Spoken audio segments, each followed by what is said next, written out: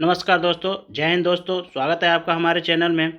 Current affair की series को हम आगे बढ़ाते हैं और आज का जो टॉपिक होगा वो है बधावन में नया प्रमुख बंदरगाह।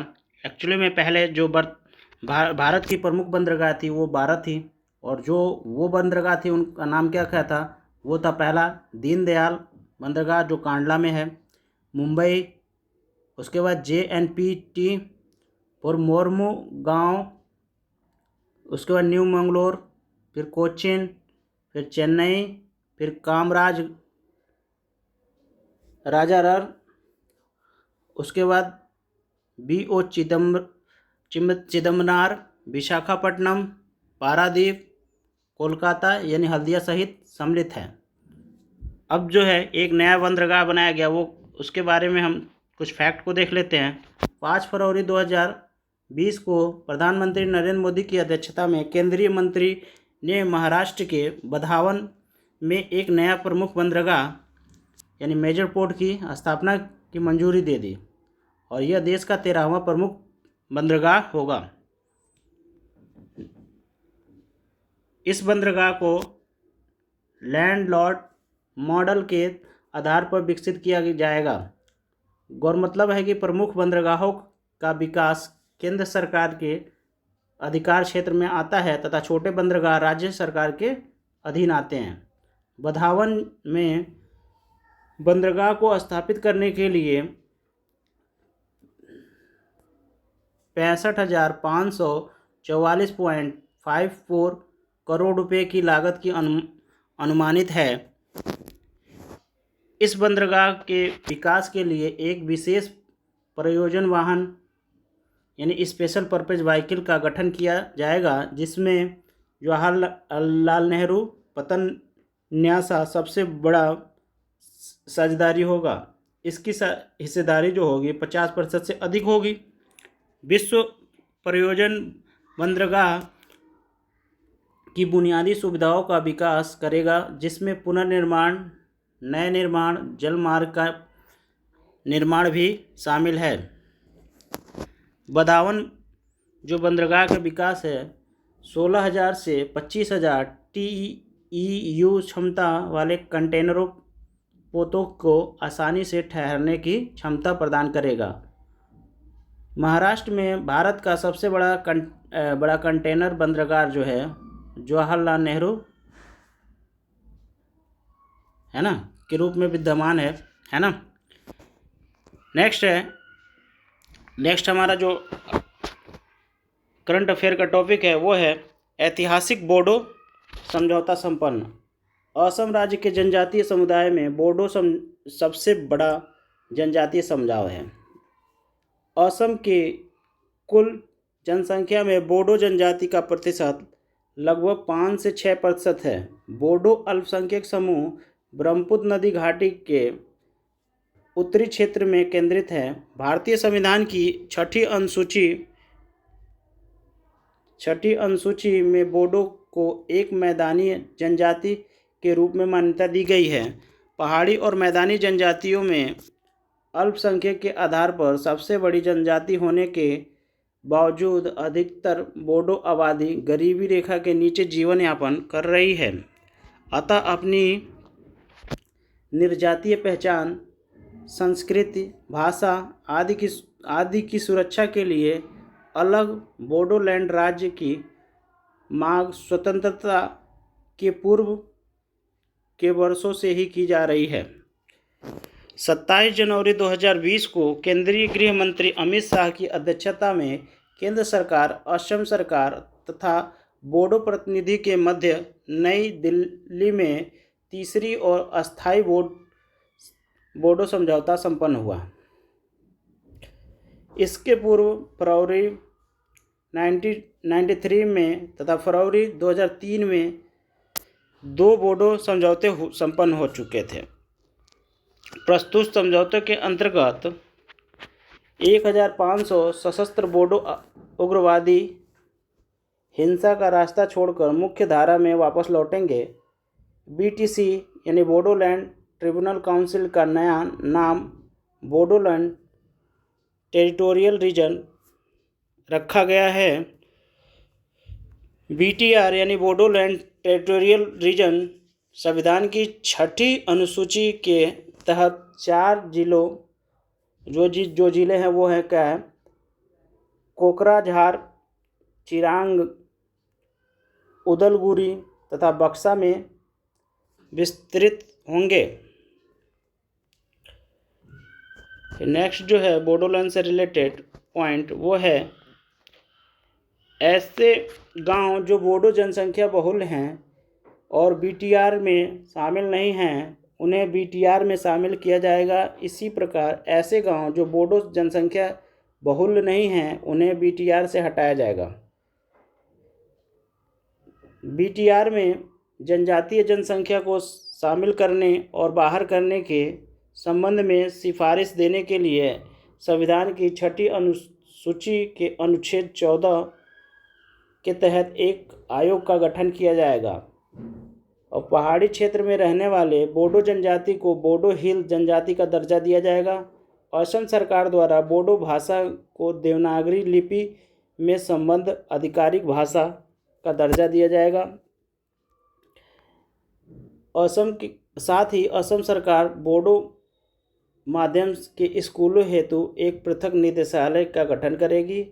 प्रस्तुत समझौते के तहत BTR को पहले से अधिक विधायी, कार्यकारी और प्रशासनिक और वित्तीय अधिकार प्राप्त होंगे। BTR के बाहर स्थित बोडो बहुत बहुल गांवों के विकास हेतु बोडो कछारी कल्याण परिषद का गठन किया जाएगा, है ना। नेक्स्ट जो हमारा करंट अफेयर का टॉपिक है वो है आंध्र प्रदेश की 3 राजधानियां होंगी, है ना। तो देख लेते हैं भाई इसमें क्या है। आंध्र प्रदेश के मुख्यमंत्री YS जगनमोहन रेड्डी ने राज्य के समग्र विकास के लिए सेवानिवृत्त IAS अधिकारी GN राव की अध्यक्षता में विशेषज्ञों की समिति का गठन किया था। राज्य के समान विकास के लिए GN राव समिति ने सिफारिश की कि राज्य की आवश्यकताओं को ध्यान में रखते हुए 3 शहरों, वो जो शहर हैं वो है विशाखापट्टनम, अमरावती और कुर्नूल को राजधानी के रूप में गठित किया जाएगा। 20 जनवरी 2020 को आंध्र प्रदेश राज्य की विधानसभा ने राज्य में 3 राजधानी बनाने की योजना संबंधी आंध्र प्रदेश विकेंद्रीकरण और सभी क्षेत्र का समावेशन विकास विधेयक 2020 को पारित किया। इस विधेयक का उद्देश्य विशाखापट्टनम को कार्यकारी राजधानी, अमरावती को विधायी राजधानी और कुर्नूल को न्यायिक राजधानी बनाना है। विधेयक के तहत राज्य को विभिन्न क्षेत्रों में विभाजित करने का प्रावधान है। सरकार द्वारा आंचलिक योजना और विकास बोर्ड स्थापित करने का भी प्रस्ताव है। 27 जनवरी 2020 को आंध्र प्रदेश विधानसभा द्वारा राज्य विधान परिषद के उत्साधन हेतु एक वैधानिक प्रस्ताव पारित किया गया। यह निर्णय आंध्र प्रदेश सरकार द्वारा 2 महत्वपूर्ण विधेयक को विधान परिषद में पारित न करा पाने के संदर्भ में लिया गया है। नेक्स्ट जो टॉपिक है वो है गैरसैंण, उत्तराखंड की ग्रीष्मकालीन राजधानी। 8 जून 2020 को उत्तराखंड सरकार द्वारा गैरसैंण यानी भराड़ीसैंण को उत्तराखंड राज्य की ग्रीष्मकालीन राजधानी बनाने की आधिकारिक रूप से घोषणा कर दी गई है। इस संदर्भ में 8 जून 2020 को उत्तराखंड की राज्यपाल बेबी रानी मौर्य को स्वीकृत से अधिक सूचना जारी की गई। इससे पूर्व 4 मार्च 2020 को उत्तराखंड के मुख्यमंत्री त्रिवेंद्र सिंह रावत ने राज्य के बजट सत्र के दौरान गैरसैंण को उत्तराखंड की नई ग्रीष्मकालीन राजधानी के रूप में घोषित किया था। बस 2020-21 के लिए उत्तराखंड सरकार द्वारा बजट सत्र का आयोजन गैरसैंण में ही किया गया था। उत्तराखंड देश का पहला ऐसा राज्य है जिसकी अपनी अस्थायी राजधानी की घोषणा से पहले ग्रीष्मकालीन राजधानी की घोषणा हुई है। उत्तराखंड भारत का ऐसा राज्य है जिसकी 20 वर्षों से अपनी कोई अस्थायी राजधानी नहीं है, अर्थात देहरादून उत्तराखंड की अस्थायी राजधानी के तौर पर अस्थायी राजधानी के तौर पर इस्तेमाल किया जाता है। ठीक है जी। नेक्स्ट देखते हैं। नेक्स्ट जो हमारा करंट अफेयर का टॉपिक है वो है रायसीना संवाद 2020। रायसीना संवाद भारत के प्रमुख वार्षिक भू राजनीतिक और भू आर्थिक सम्मेलन है। यह एक बहुपक्षीय सम्मेलन है जो वैश्विक समुदाय के समक्ष उपस्थित चुनौतियों पर विचार का आदान प्रदान करता है। ज्ञातव्य है कि रायसीना संवाद के पहले 4 संस्करण जो सफलतापूर्वक हुए थे क्रमशः 2016, 2017, 2018 और 2019 में आयोजित हो चुके हैं। 14 से 16 जनवरी 2020 के मध्य नई दिल्ली में, ये ध्यान रखना है कि कहाँ हुआ है, नई दिल्ली में, है ना, कि 5वें संस्करण का आयोजन किया गया है। उल्लेखनीय है कि इस कार्यक्रम का आयोजन ऑब्जर्वर रिसर्च फाउंडेशन तथा भारत सरकार के विदेश मंत्रालय द्वारा संयुक्त रूप से किया गया। किसके किसके बीच हुआ है? एक तो ऑब्जर्वर रिसर्च फाउंडेशन और दूसरा भारत सरकार के विदेश मंत्रालय के द्वारा, है ना, ये संचालित हुआ है। इस संस्करण का विषय है 21@20 नेविगेटिंग द अल्फा सेंचुरी, है ना। इसका विषय याद करना हमें इम्पोर्टेंट है ना, तो इसको याद रखेंगे। 14 जनवरी 2020 को 5वें संस्करण का उद्घाटन भाषण ऑस्ट्रेलिया के प्रधानमंत्री स्कॉट मॉरिसन ने वीडियो के संदेश के माध्यम से दिया था। 5वें संस्करण का उद्घाटन सत्र में भारतीय प्रधानमंत्री नरेंद्र मोदी भी उपस्थित थे। इस वर्ष 100 से अधिक देशों और 700 से अधिक प्रतिनिधियों ने रायसीना संवाद में भाग लिया। सम्मेलन में सम्मिलित होने वाले प्रमुख वैश्विक हस्तियों में न्यूजीलैंड के पूर्व प्रधानमंत्री हेलेन क्लार्क, अफगानिस्तान के पूर्व राष्ट्रपति हामिद करजई और कनाडा के पूर्व प्रधानमंत्री स्टीफन हार्पर, स्वीडन के पूर्व प्रधानमंत्री कार्ल विल्डर और डेनमार्क के पूर्व प्रधानमंत्री एडरसन रामगुसेन, भूटान के पूर्व प्रधानमंत्री शेरिंग तोबगे तथा दक्षिण कोरिया के पूर्व प्रधानमंत्री हान स्यूंग-सू आदि सम्मिलित थे। विदेश मंत्रालय तथा ऑब्जर्वर रिसर्च फाउंडेशन के सहयोग से आयोजित होने वाली रायसीना संवाद सिंगापुर के संगरी-ला संवाद से प्रेरित है। नेक्स्ट जो हमारा टॉपिक है वो है 14वीं annual stage of educational report, है ना, अशर जिसको बोलते हैं, वो अर्ली ईयर में। तो वो क्या है? अशर यानी annual status of education report वर्ष 2005 से संचालित एक राष्ट्रव्यापी वार्षिक सर्वेक्षण है जिसके माध्यम से प्रतिवर्ष ग्रामीण भारत के 3 से 16 वर्ष की आयु वर्ग के बच्चों के विद्यालय में नामांकन की स्थिति का सर्वेक्षण किया जाता है तथा 5 से 16 वर्ष की आयु वर्ग के बच्चों का आसान पाठ पढ़ाने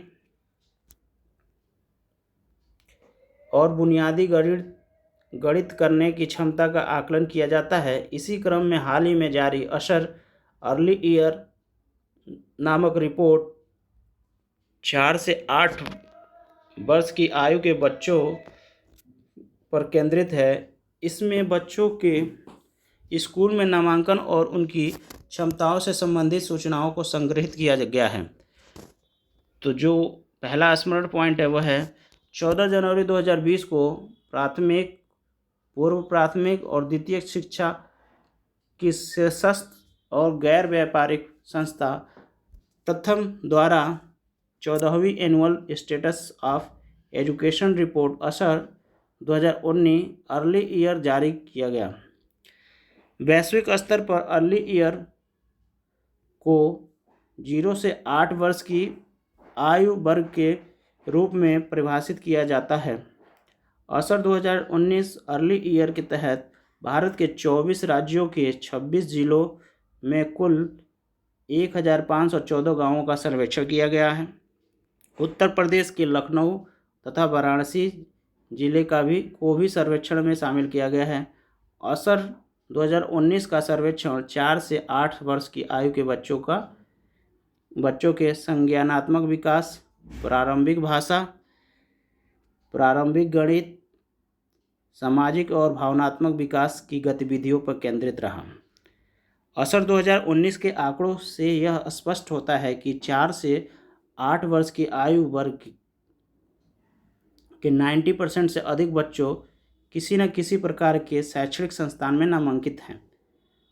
स्कूल में जहां 4 वर्ष के 91.3% बच्चों का नामांकन दर्ज किया गया है, वहीं 8 वर्ष के 99.5% बच्चे नामांकित हैं।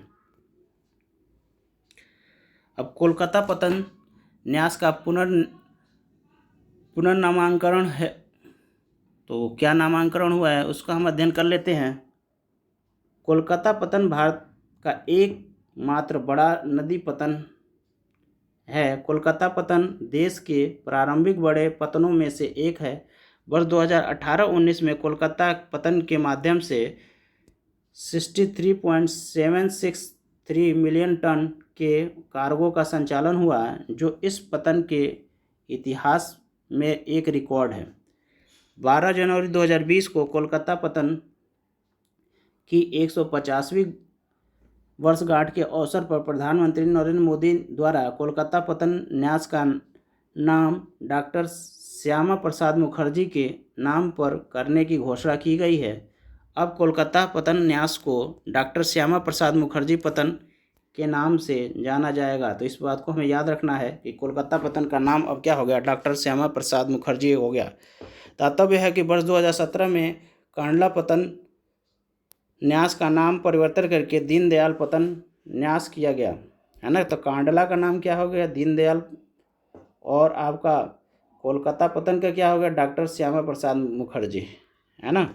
भारतीय पतन अधिनियम 1908 के तहत केंद्र सरकार को मुख्य पतन न्यासों, डॉक्स आदि के पुनर्निर्माण की शक्ति प्राप्त है ना। कोलकाता पतन न्यास की 150वीं वर्षगांठ के अवसर पर प्रधानमंत्री ने स्मारक डाक टिकट जारी किया है। साथ ही साथ प्रधानमंत्री ने कोलकाता पतन न्यास के हल्दिया डाक कॉम्प्लेक्स के वर्थ नंबर 3 के मशीनीकरण और प्रस्तावित रिवर फंड विकास योजना का शुभारंभ किया।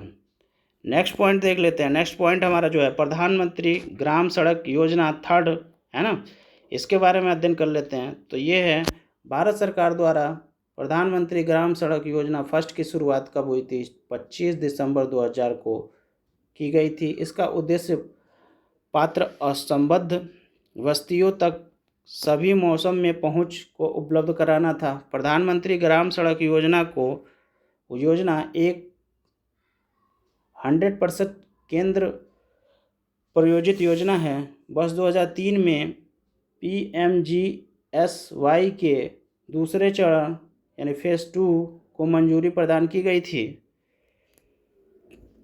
18 दिसंबर 2019 को केंद्रीय ग्रामीण विकास मंत्री नरेंद्र सिंह तोमर ने नई दिल्ली में प्रधानमंत्री ग्राम सड़क योजना के तीसरे चरण का शुभारंभ किया। तो तीसरे चरण का शुभारंभ किसने किया, तो नरेंद्र सिंह तोमर ने किया है। ठीक है जी, जो केंद्रीय ग्रामीण विकास मंत्री हैं नरेंद्र सिंह तोमर जी ने, उन्होंने प्रधानमंत्री ग्राम सड़क योजना की जो तीसरे फेज की शुभारंभ किया। उन्होंने PMGSY के चरण 3 का लक्ष्य मार्ग और प्रमुख ग्रामीण लिंक के माध्यम से 1 से 25,000 किलोमीटर लंबाई तक की सड़कों का समेकन करना है। यानी 1,25,000 किलोमीटर लंबाई की सड़कों का समेकन करना, ये हमें याद रखना है कि तीसरे लक्ष्य क्या है, वो लक्ष्य है कि प्रमुख ग्रामीण लिंक के माध्यम से 1,25,000 किलोमीटर की सड़क का समावेशन करना है ना। इसके माध्यम से ग्रामीण कृषि बाजार, उच्चतर माध्यमिक विद्यालयों तथा अस्पतालों को बस्तियों से जोड़ा जाना है। वर्ष 2019-20 से 2024-25 तक के लिए अनुमानित लागत 80,250 करोड़ रुपए हैं। नेक्स्ट इसमें जो पॉइंट है वो है, इसमें केंद्र का हिस्सा जो है 53,800 करोड़ रुपए तथा राज्य का जो हिस्सा है 26,450 करोड़ रुपए हैं। केंद्र और राज्य के मध्य जो वित्त पोषित है वो है 60% और 40% है ना। पूर्वोत्तर जो हिमालय और हिमालयी जो राज्य के लिए वित्त पोषण का अनुमान है वो है 90 और 10%।